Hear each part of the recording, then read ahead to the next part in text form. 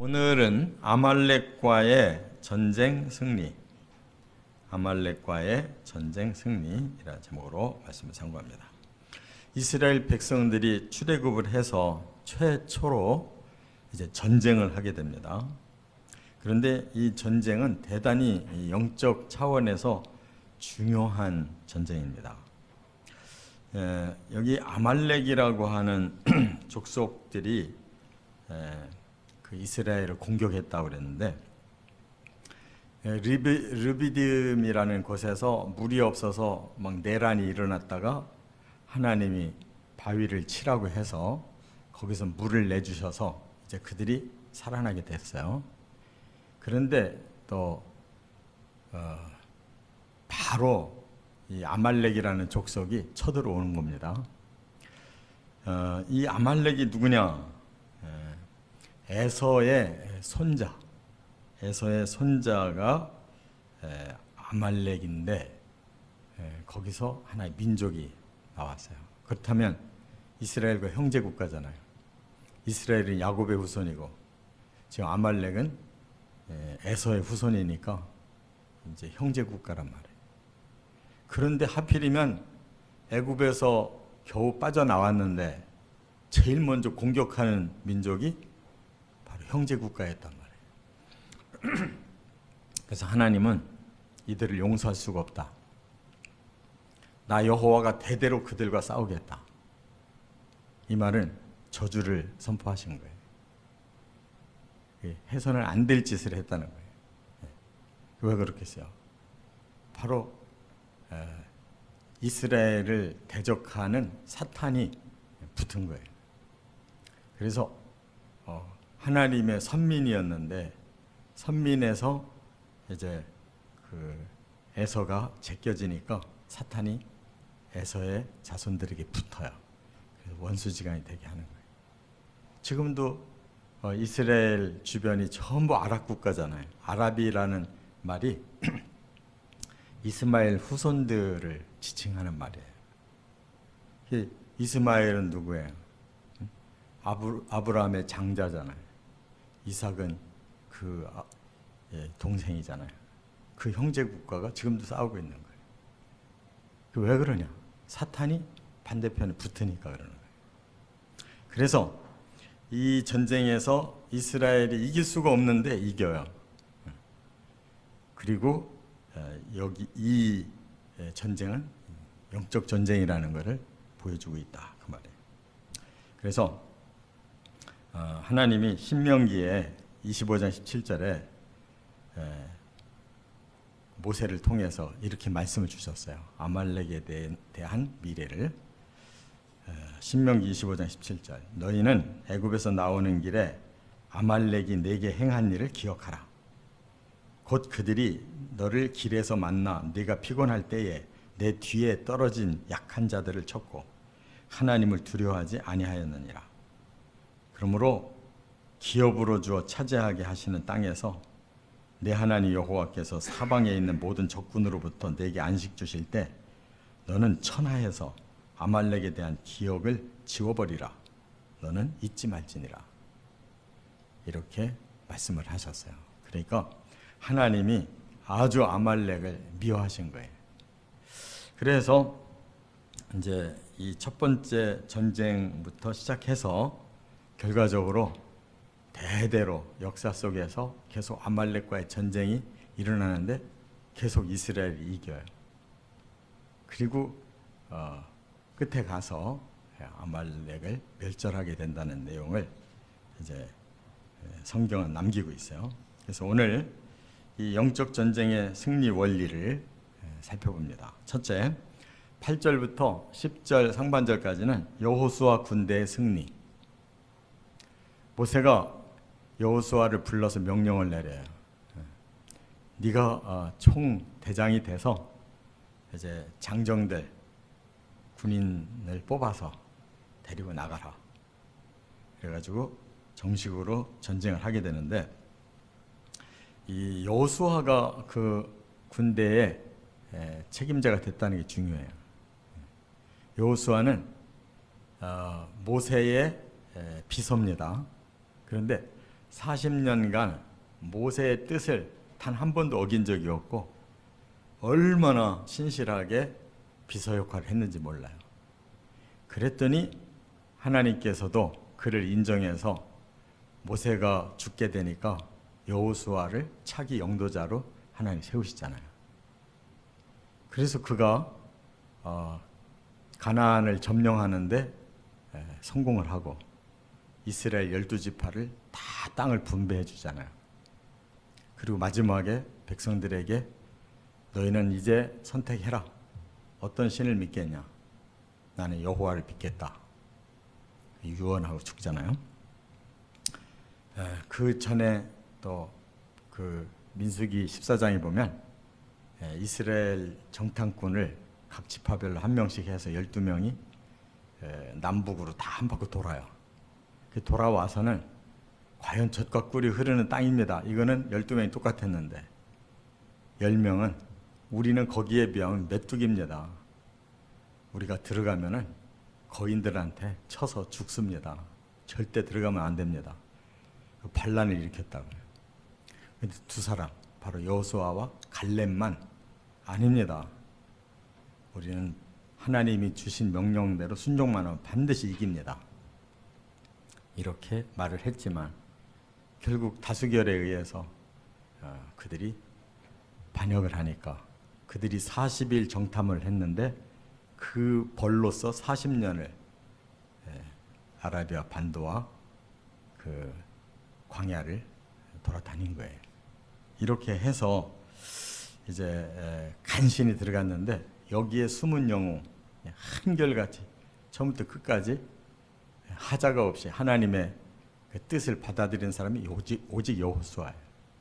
모세도 마지막에 한계가 와가지고 화를 내는 바람에 못 갔는데 여호수아는 그런 적이 한 번도 없어요. 그래서 신앙인의 모델로 우리가 여호수아의 믿음을 잘 본받아야 돼요. 그렇기 때문에 이렇게 이제 여호수아를 필두로 해서 이스라엘이 최초의 군대를 만들었잖아요. 노예 생활하던 사람들 최초의 군대를 만들었는데 그들이 아말렉을 쳐서 이겼다. 그건 바로 그 중요한 이유는 바로 여호수아가 이끄는 군대였다는 거. 하나님이 돕지 않을 수가 없는 거예요. 이렇게 시대마다 전쟁이 일어나는데 어떤 때 이겼느냐? 하나님의 사람이 앞장설 때 계속 하나님이 도와주셨어요. 그래서 이 아말렉과의 이 전쟁이 시대마다 있었거든요. 근데 이제 그 시대마다 그 일어난 사건들을 우리가 아주 중요하게 이제 세 번째에서 보려고 그러는데 이 영적인 원리가 있어요. 두 번째, 또 하나 승리의 비결이 또 있어요. 10절 하반절부터 13절에 보면 모세와 아론과 훌의 중보기도. 이게 승리의 요건이었어요.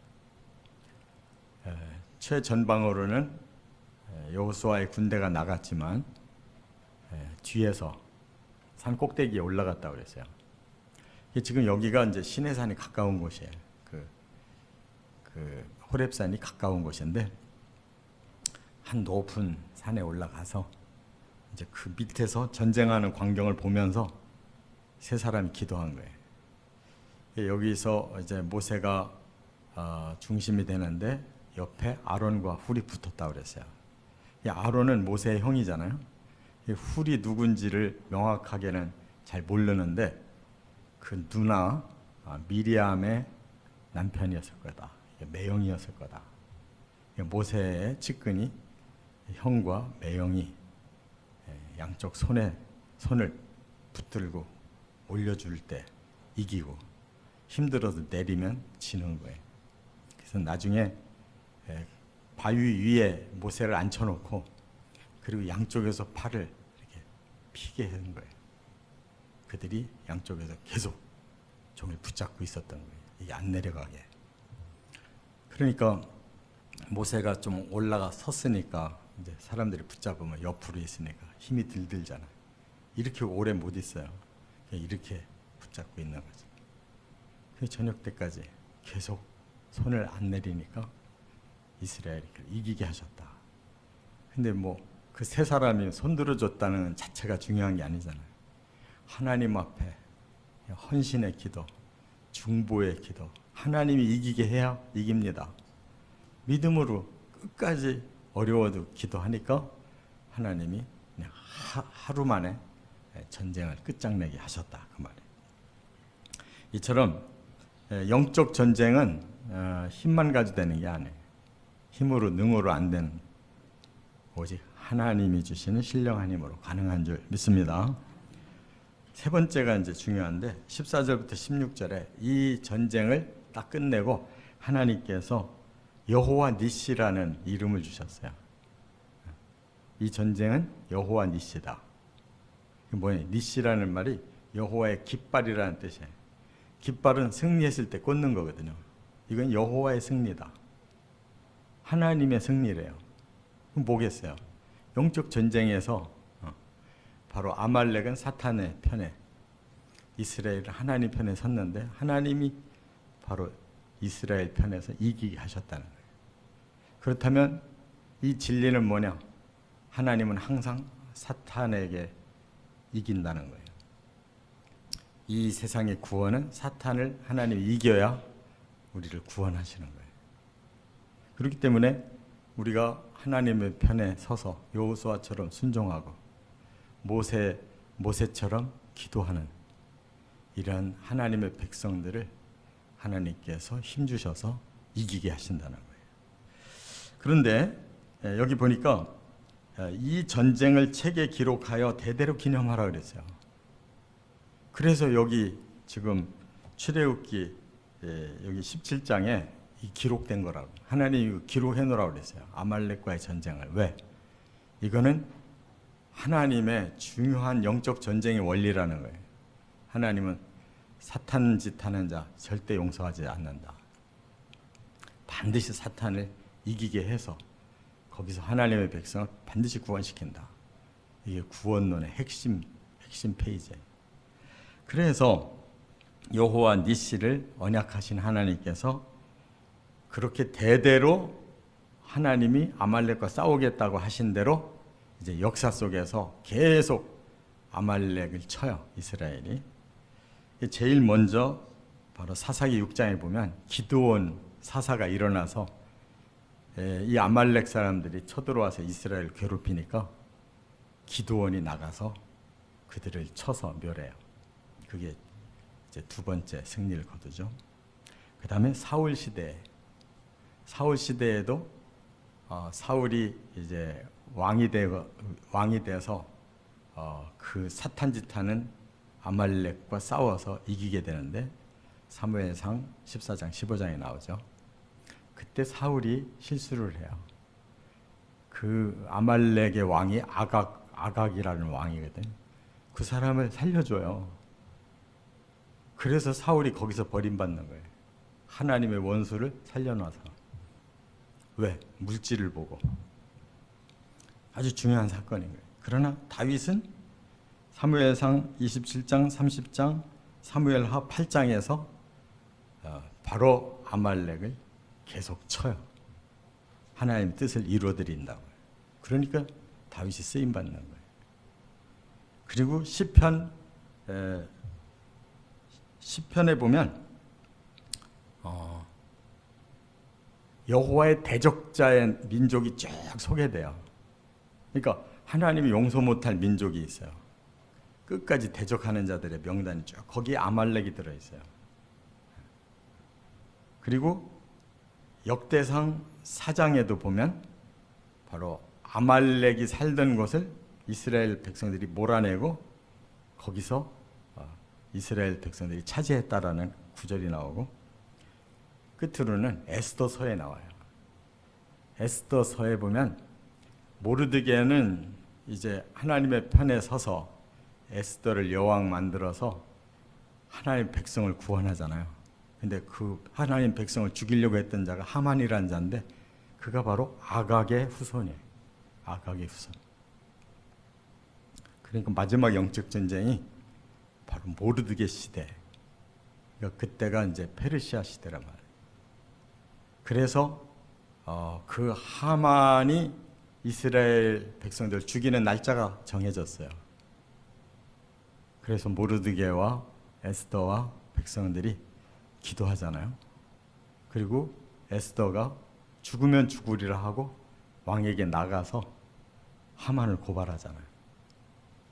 그래서 하만이 모르드게를 죽이려고 높은 장대를 만들어 놨다가 지가 거기에 걸려 죽어요. 이것이 이스라엘이 멸망을 당하는 그 D-Day가 다가올 때 바로 확 180도로 에스더를 통해 상황을 바꿔가지고 그 하만의 일당을 다 멸하는 사건, 그걸 불임절이라고 그래요. 그러므로서 하나님께서 내가 대대에 아말렉과 싸우리라, 너희에게는 여호와 니시를 주겠다 하는 언약이 다 이루어지는 거예요. 그러니까 대대로 이런 사탄 편에 선 영적 아말렉이 있다는 것을 깨달아야 되고, 우리는 거기에 지면 안 된단 말이에요. 마지막 적그리스도가 그 짓을 할 거예요. 다 세상을 모아가지고 하나님의 선민은 다 죽이자, 우리 세상 만들자. 하지만 바로 예수님 그때 지상으로 재림해서 종말의 이 세계 정부를 멸하시고 구원해서 천년 왕국을 경험하게 하시고 영원히 천국으로 이끌어 주실 거예요. 이 여호와 니시의 이 비밀 원리를 꼭 깨달으시고 우리는 여호와 니시의 깃발 아래 꼭 서시기를 주의 이름으로 축원합니다.